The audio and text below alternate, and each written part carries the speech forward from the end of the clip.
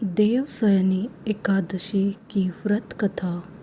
पौराणिक कथा के अनुसार मानधाता नाम का एक सूर्यवंशी राजा था। वह हमेशा सत्य बोलता था और महान तपस्वी और चक्रवर्ती था। वह अपनी प्रजा की देखभाल अपनी संतान की तरह करता था। एक बार उस राज्य में अकाल पड़ने से हाहाकार मच गया।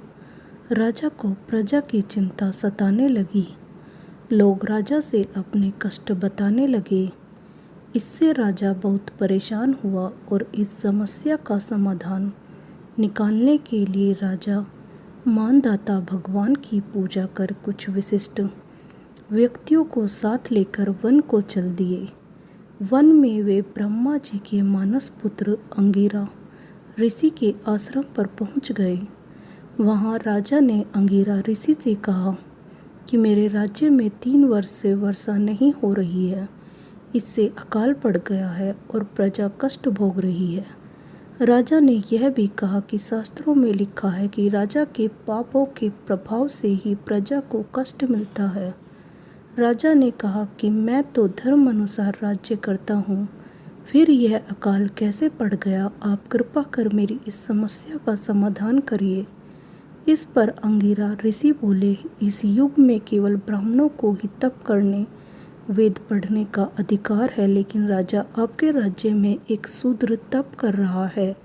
इसी दोष के कारण आपके राज्य में वर्षा नहीं हो रही है। अगर आप प्रजा का कल्याण चाहते हैं तो शीघ्र ही उस शूद्र का वध करवा दे। राजा मानधाता ने कहा कि किसी निर्दोष मनुष्य की हत्या करना मेरे नियमों के विरुद्ध है।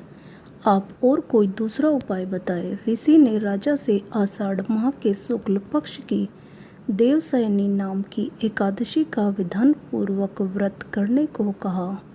वे बोले, इस व्रत के प्रभाव से तुम्हारे राज्य में बारिश होगी और प्रजा भी पहले की तरह सुखी जीवन यापन कर पाएगी। राजा ने देवशयनी एकादशी का व्रत पूजन का नियमानुसार पालन किया, जिसके प्रताप से राज्य में फिर से खुशहाली लौट आई।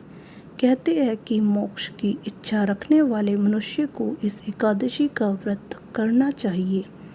दोस्तों, आपको ये कहानी कैसी लगी हमें कमेंट कर ज़रूर बताएं और हमारे चैनल को लाइक और सब्सक्राइब करें। धन्यवाद। राधे राधे।